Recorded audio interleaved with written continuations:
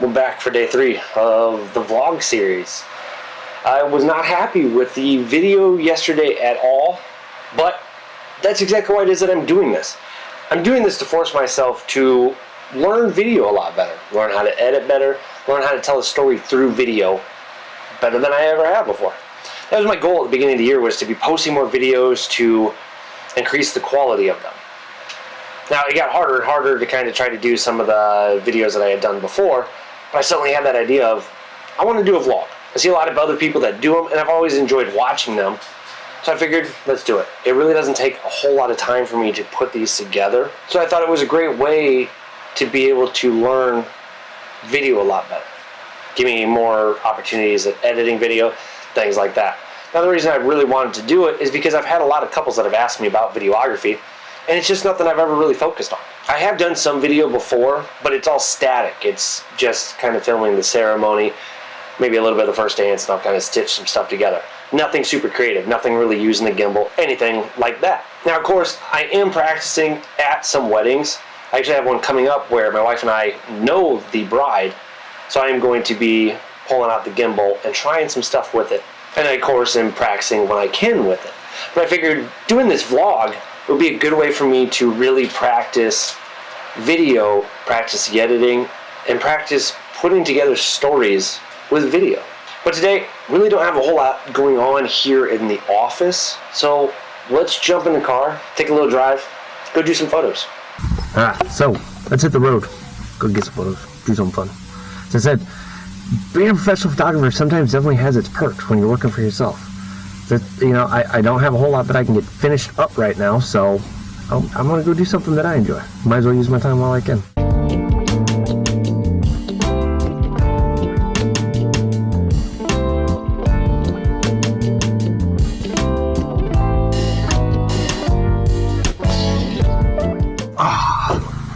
Well, welcome back.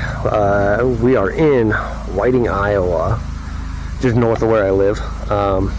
Anybody knows anything about Whiting, Iowa, if you were paying attention to that little montage there, you probably point out something in that video part there. Drop it in the comments if you know what happened in this town. Yeah, so we are here at the, I guess it's the rodeo grounds for Whiting. It's one of my favorite places to take some photos at, so let's strap it on. So again, as I said, this is one of my places I like to shoot photos at. I like shooting them, especially here during midday, just to use the shadows. But we're just going to use the Nikon Z30 today just because I felt like bringing it out instead of bringing one of my Fujis. And yeah, let's do this.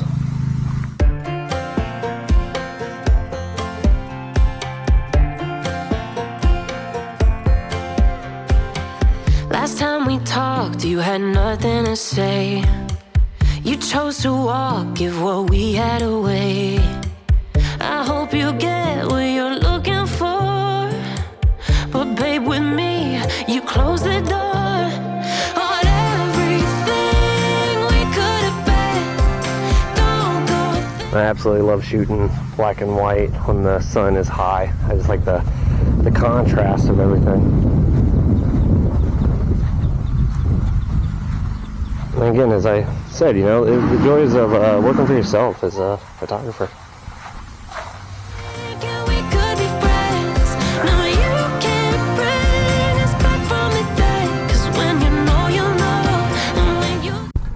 Hey, there you go. There's some of the stuff that I actually enjoy shooting. I like shooting a lot of high contrast black and white stuff. Around here, something I love about living in these small towns in the Midwest, you've got a lot of old buildings, which I don't want to say decrepit, well, they are a little aged, and they just lend themselves really beautifully to black and white photography, and especially during, you know, your high noon sun. So yeah, sometimes that's what I do when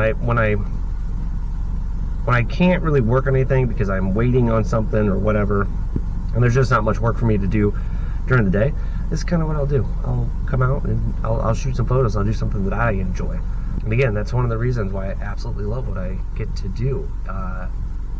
It frees me up, you know, it gives me some of my own time. But let's get back. Got some stuff to check on. Montage time. When it ends, it ends. When it ends, it ends.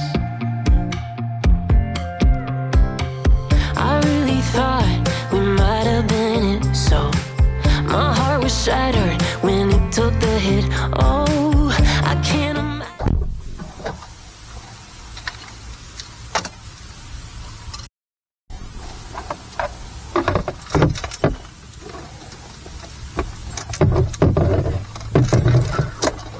Back in the vehicle.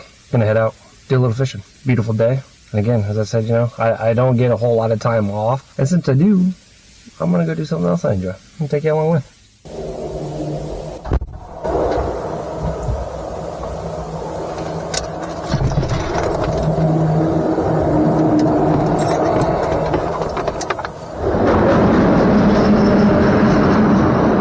I have no idea how well this is gonna work. I'm gonna try to get down here. Over on the Iowa-Nebraska border, actually. Heading down the river with fishing.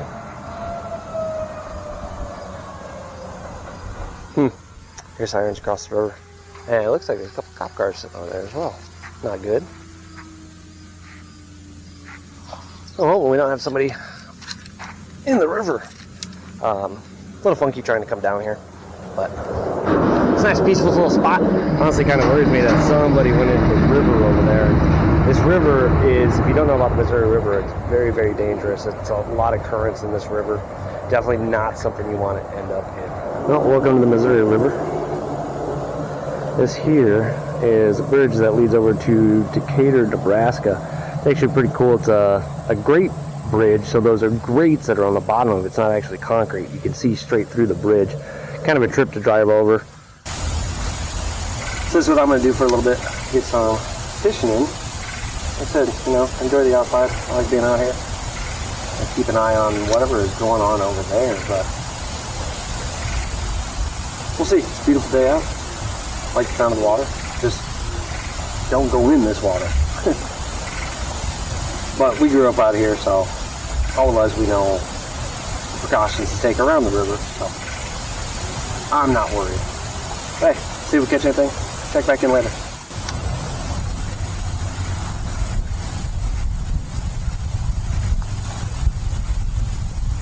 Oh, go figure. Bird's nest.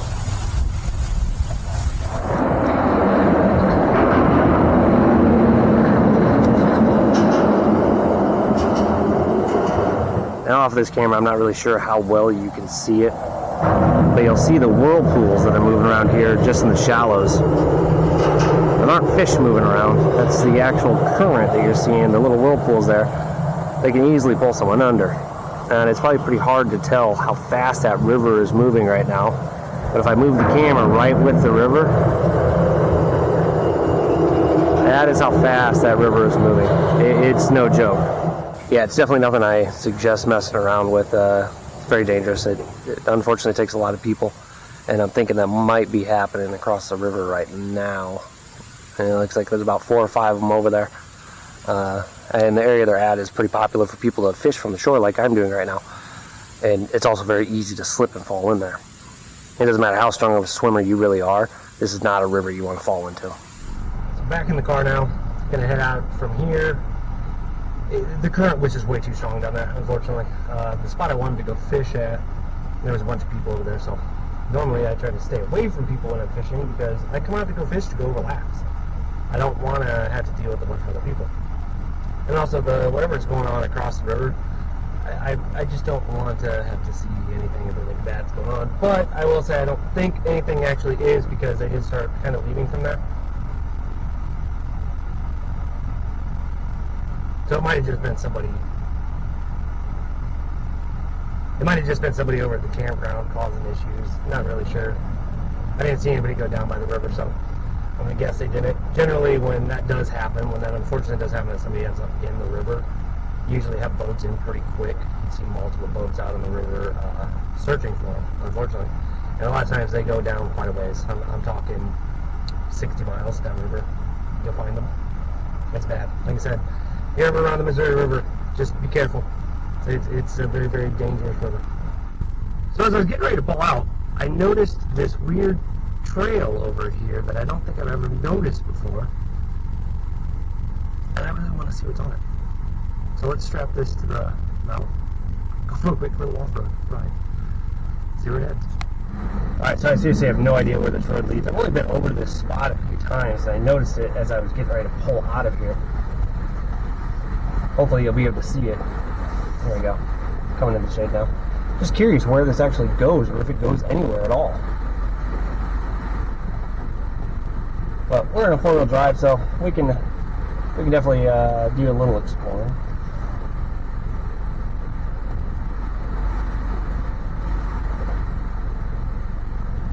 Oh yeah, this really comes back in here. I should really pull up my map and see where this is exactly. Yeah, so obviously my map's not going to show anything because this is all wood cover. I'm guessing it comes over to this little cove over here, is my guess. I know people fish it. Yeah, I don't know if you can see it. It's all completely tree covered down here. You can't really get all that far down here, but interesting. I might have to walk it sometime. So, back from the adventures of the day, do a quick little wrap up before I pop this into DaVinci, do the editing, get it posted up. What have I learned? Well, I learned when using these little action cameras is I knew I can't control the shutter, I can't control the aperture. All I can control is the light that I'm using them in. So I'm sure some of the shots are not all that great, but this is how I'm learning. I'd never used one before, so getting them pulled in as I have them sitting in DaVinci right now is kind of looking through them. I'm starting to see now is, as I was using it, I really started thinking about it and realized that I need to really be careful of the light that I'm using them in, because it's not like what I have going on right now, where I'm able to control the light, I'm able to control everything about the camera. These little action cameras are not going to be the best quality. They're not going to be so much like what this is here. It's not a full-on camera. It's a little, I mean, really, it's essentially kind of a cell phone camera. So I need to be very well aware of the position I'm standing, where the sun's at, all that different stuff. But I think it's going to add a lot more to putting together the story. It's also a lot easier to use than the camera that I'm using right now. But hopefully you enjoyed this video. Hopefully you'll check out the next ones I have coming up. As I said, this is a learning experience for me. It's a way for me to grow and me to understand some of this stuff more. Now, if nobody watches it, honestly, I really don't care. If I see improvement in my skill set, then I'm happy. I'm doing this for myself. I'm not doing this for any internet clout or trying to do anything with the algorithm. I enjoy doing this, and it gives me something else to do aside from doing photography all the time. And if it helps me build a skill set that I'm also able to offer to my clients, then even better. Hey, thanks for watching. Hit like, subscribe if you want. I really don't care. Tomorrow. Bye.